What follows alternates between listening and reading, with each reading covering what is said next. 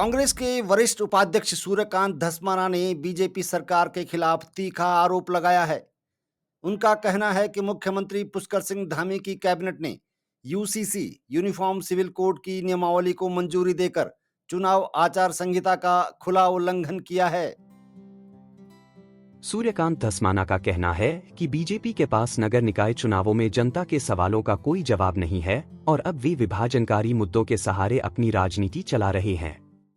ये धामी कैबिनेट द्वारा आज जिस प्रकार से यूसीसी की नियमावली को मंजूरी दी गई, ये खुलेआम आचार संहिता का उल्लंघन है।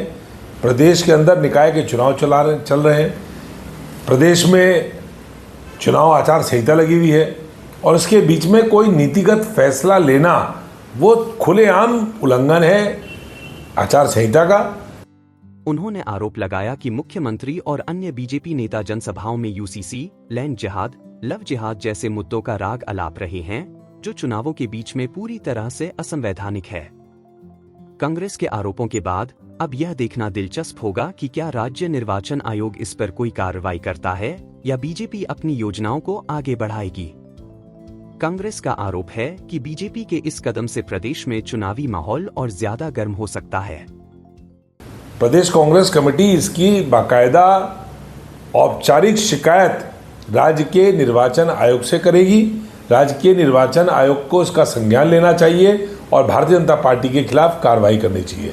भारतीय जनता पार्टी हार के डर से अब ध्रुवीकरण के काम में लग गई है। पिछले 3 दिनों की जो गतिविधियां हैं, जिस प्रकार से भारतीय जनता पार्टी के शीर्ष नेता राज्य के वो लैंड जिहाद, लव जिहाद, थूक जिहाद, यूसीसी इन बारे में बात कर रहे हैं वार्ड के चुनाव में, मेयर के चुनाव में, नगर पालिका के चुनाव में।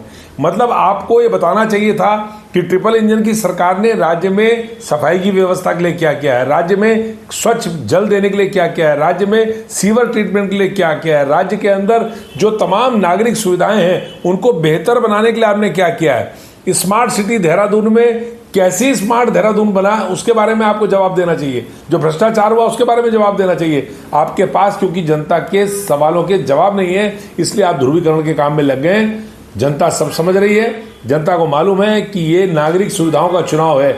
इस चुनाव से यूसीसी का कोई लेना देना नहीं है, इस चुनाव से लैंड जिहाद का, लव जिहाद का, थूक जिहाद का कोई लेना देना नहीं है। जनता को जवाब चाहिए और जनता को जवाब नहीं मिलेगा तो 23 तारीख को जनता कांग्रेस को इस राज्य के अंदर निकायों में सत्ता में लाएगी।